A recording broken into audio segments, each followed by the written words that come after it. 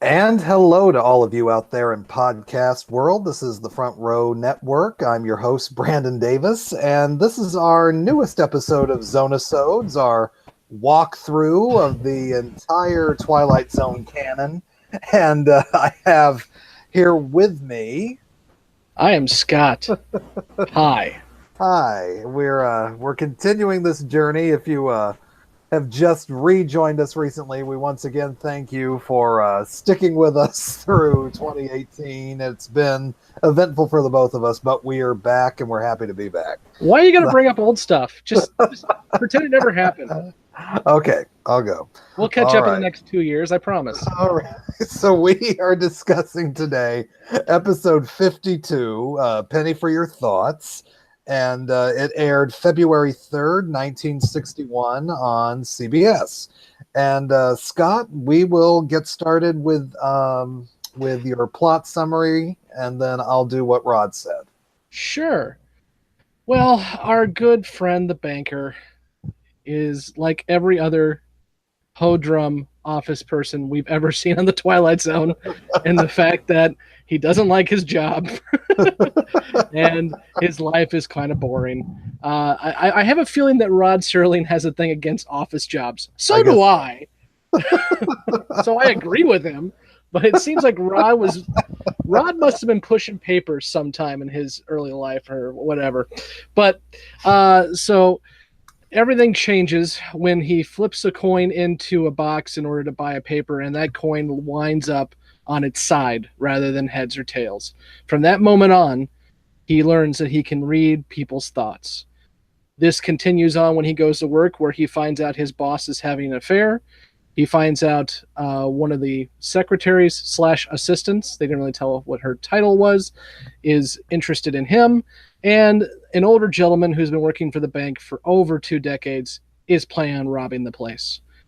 He uses all this information to his disadvantage, one way or the other, by getting himself.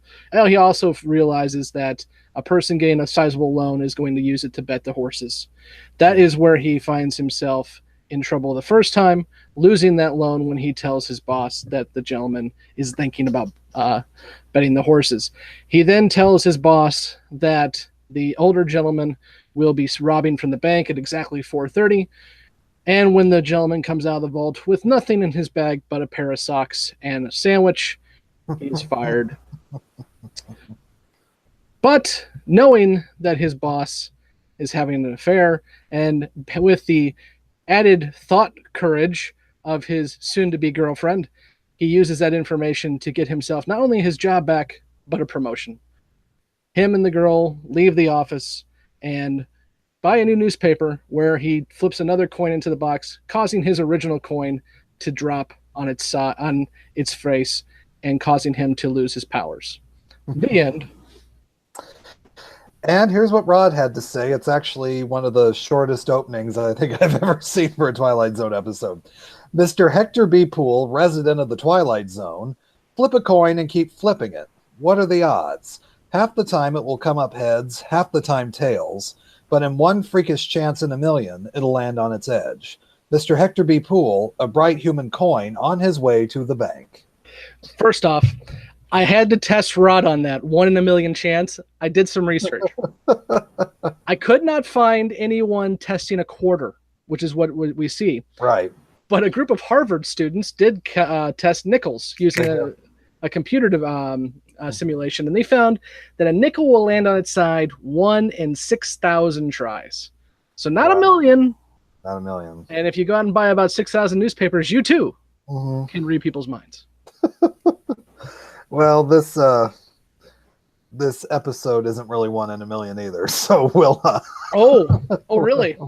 We'll. We'll get to the reasons why. Oh. But Scott, we'll start with you. What are your first impressions of this episode? Oh, we're gonna have fun. Oh. I like this episode. Oh, you do like it? Okay. It is Mr. Poole and Mr. Beavis together. I should have known. No, this episode, the gimmick of it, the coin landing outside is what I always remember about the episode. Yeah. I don't remember much more than that from my watching of it. So going back to this again, and watching the office dynamic, there's definitely some things that work in 1961 that do not work now, and I'm sure we'll talk about that. But really what it comes down to is what I enjoy about this episode is exactly what I did not like about Back There. When we were talking about Back There, we were saying that time travel is a good discussion and a good thought experiment that you could have. And the old one percenters in the room and Back There start having that thought experiment, and then the story does nothing with it. Right. With this one, the thought experiment is what would happen if you could read people's minds, and what would happen if you could determine what they were planning on doing prior to them doing it. And there's a lot that goes into this, and I'll talk about more with things I like, but they carry out that thought experiment much better than they do Back There, which is why I enjoy this episode. True. It's I guess I was sort of overstating my dislike as a joke more, but I don't know. To me, this episode kind of fits in the category that I kind of talked about, the whole truth, a couple weeks ago, where it seems like the gimmick is stretched out too far for a half-hour show. I feel like it would work better as a 10-minute sketch than a half-hour episode. There is more of a beginning, a middle, and an end in this one than there is the whole truth. But it's got some very good casting, and we'll talk about that. But I don't know, it sort of falls flat for me, and I don't know if it's just because in the way that we're watching them, maybe if I saw this completely isolated in a way, but I did get Mr. Beavis vibes from it, and I did get other sort of office politics episodes that we've seen recently. So I don't know if it just kind of fell into the shuffle for me or whatever, but maybe once I watch it again at some point, it'll stick out better for me. But by the end of this discussion, I may have a higher opinion too. So we'll get into it as we go along here. But Scott, first of all, we'll start off with what works for you about this episode. As I was joking that Rod has something against office politics and against paper pushing jobs, that works for me, and it's the same reason why I liked Beavis, was the fact that I don't much enjoy the private sector, which may be why I work in the public sector. But so I immediately look at Poole as someone that I can get behind, because he is just stuck in the same job. As is pointed out later, he should be up for promotion. He is the guy who kind of keeps things moving in there, because obviously his boss is too busy trying to plan his next date rather than handling the bank. And so it's one of those where I can get behind the character. Along with that, the thought experiment again is where I really enjoy this. There's a couple different things that they do. The first, and they end it with the line, and I'm paraphrasing here: people think about what they wouldn't do, and they don't think about what they will do. But you assume the opposite when you have this kind of power. So when the old man is talking about robbing the bank, he obviously does what he feels he should do, and that is tell somebody about it. But it goes into the discussion that is had in sci-fi quite a lot, and that is, can you predetermine someone's guilt? And if you can predetermine someone's guilt, are you allowed, or should you ethically use that against somebody? It's done much better in other forms, I think, in Minority Report, but it's interesting that they went down that road in an episode that could have been just fluff. It could have been just him, joking around and learning what women think about him and learning what his boss is doing. But it has that interesting side note to it. Along with that, the idea, the hope that every one of us has when we get some kind of superpower like this is that we can use it to our benefit and use it to advance ourselves. So when he uses it to one up his boss, it's just perfect. And going back to can you judge somebody before they've taken an action? The nice thing about this episode is it gives us both answers. Right. It makes you think about it, because yes, he's wrong when it comes to the gentleman with his socks in his bag. He's not wrong when it comes to the CEO getting a loan for his business. So we see it go both ways. In one way, the ability to read this dude's thoughts saved the day. On another one, it got him fired. So it allows the audience to think more, and I appreciate that in the storytelling. Right. Yeah, I'm hearing everything that you say, and I think that Hector is a very likable guy, and I like Dick York. I think he's a good actor. We saw him previously in The Purple Testament. He was the first Darren on Bewitched, so there's already this likability factor to him. And you're right. Unlike The Whole Truth, which is a little sketchy in my opinion, this one does deal a little more with the moral dilemma of it, and I do like that it really shows you that every human being is different, and predetermining guilt or what their thoughts are, you're going to get different results every time. I do like it. As you said, some of the office politics of this early 60s don't necessarily work in this episode, but I do like the fact that this character isn't shown as just kind of a goofy person who's just trying to make use of this new superpower. He's actually confronting moral dilemmas and all of that. And he's not perfect. He's not beyond a little blackmail. And I do enjoy that too. And it wraps up very nicely. And I do think the twist at the end about how, not what everyone thinks they'll actually do. And I think that's kind of nice. This episode really isn't at face value. And that's another high point of it for me.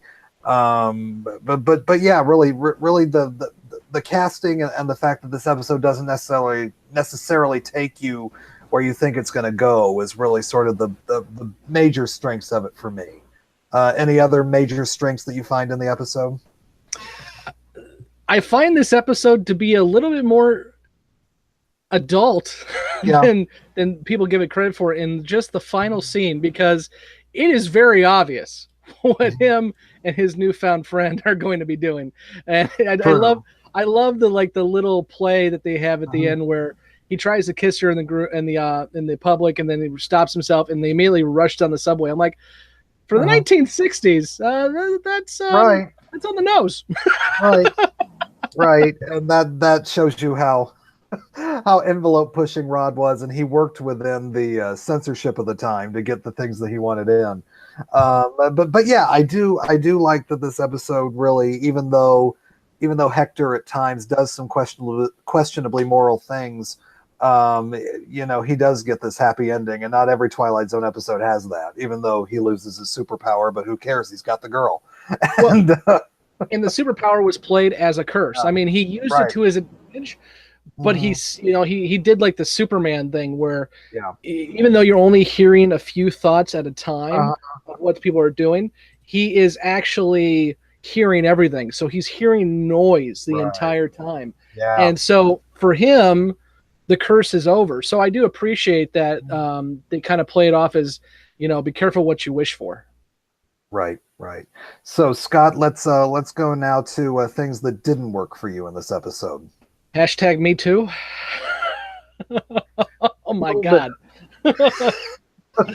Oh, so much sexual harassment, so little time. Oh my God. You're not supposed to grab your coworkers by the shoulders and try to kiss them in the back room, for one. I don't care if she's interested. You don't know she's interested unless you can read her mind. Yeah. And even before then, when the other doofus comes up and says, yes, I see you found the pretty one. And he's thinking to himself, not that there's many pretty ones here. I'm like, I run an office in my real world life, and I'd be fired in a nanosecond, and I would deserve it. I understand, historical context is very important. And historically, this was much more the norm back then, but you can't watch it without your skin crawling through half the episode, because the protagonist is sexually harassing another coworker. Period. Yeah,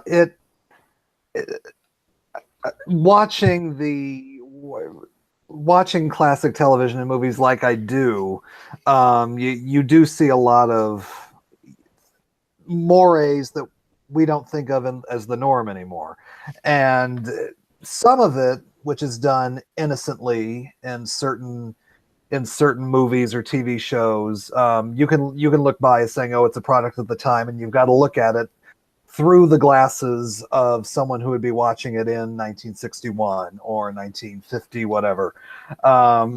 This one did feel a little creepy to me.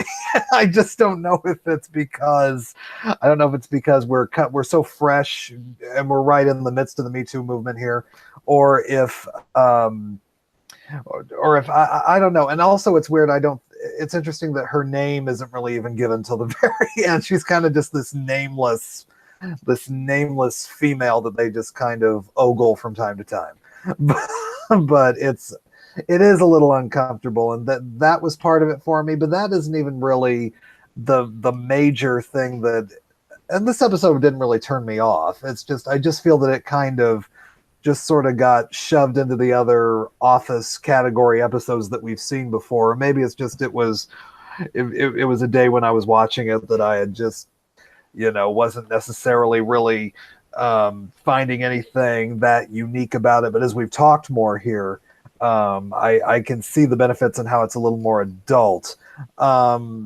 Once again, I do think it does have more of a beginning, a middle, and an end than some of these other sketchy episodes. But it just kind of, it's kind of just one of those middle ground episodes for me. But I do still enjoy it. Anything else you want to add before we get to the conclusions and ranking? I completely agree that unfortunately she is used as a prop most of the time, but I do appreciate that at the end of the day, she's the one that makes him grow a spine, even if she's just thinking it.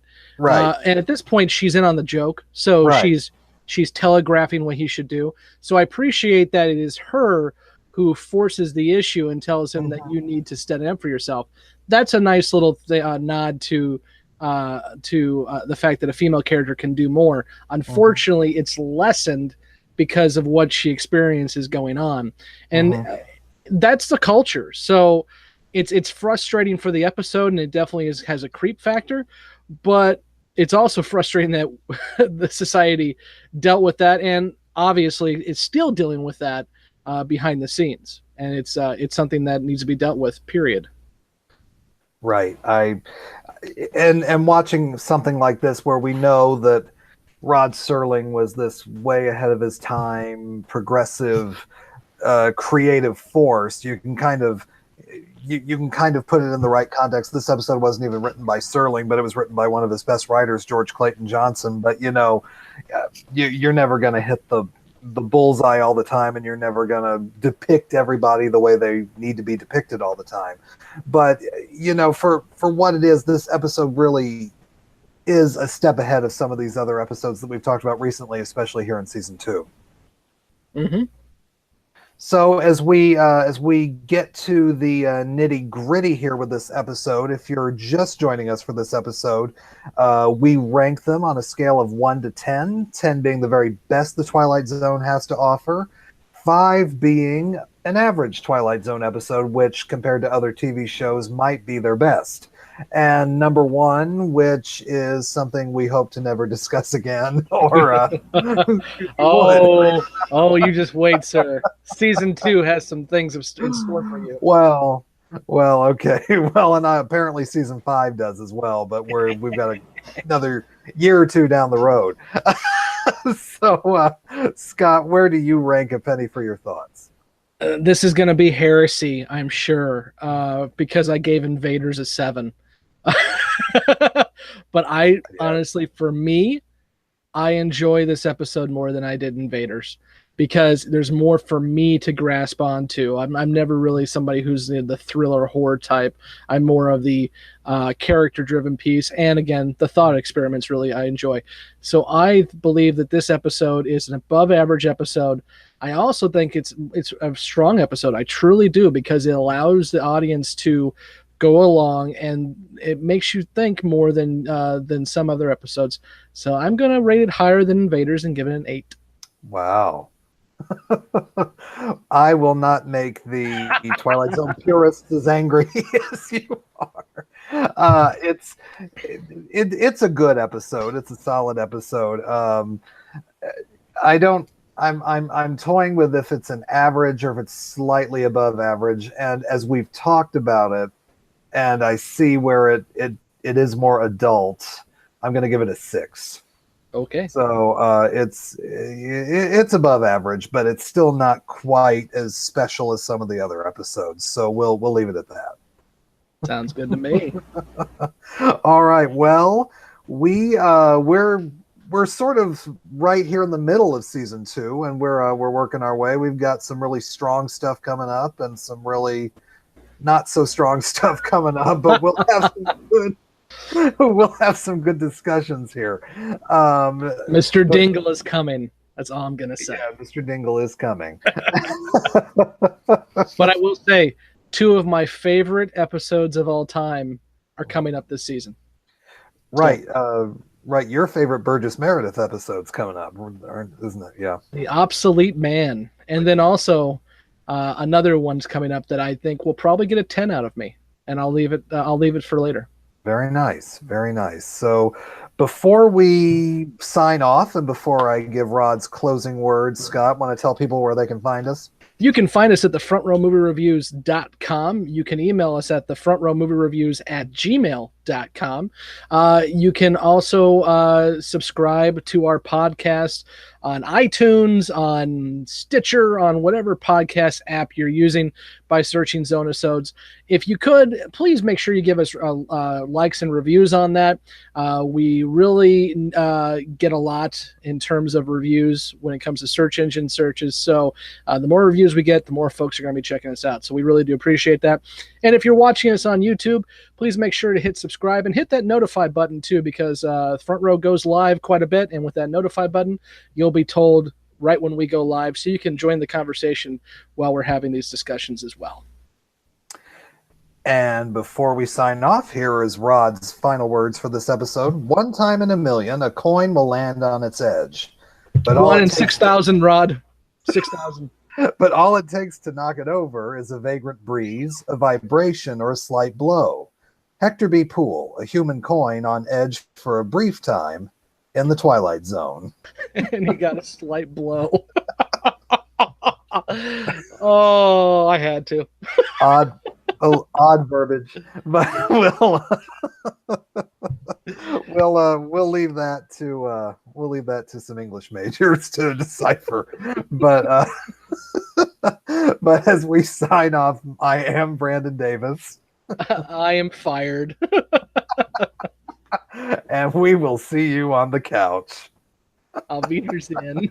Maybe.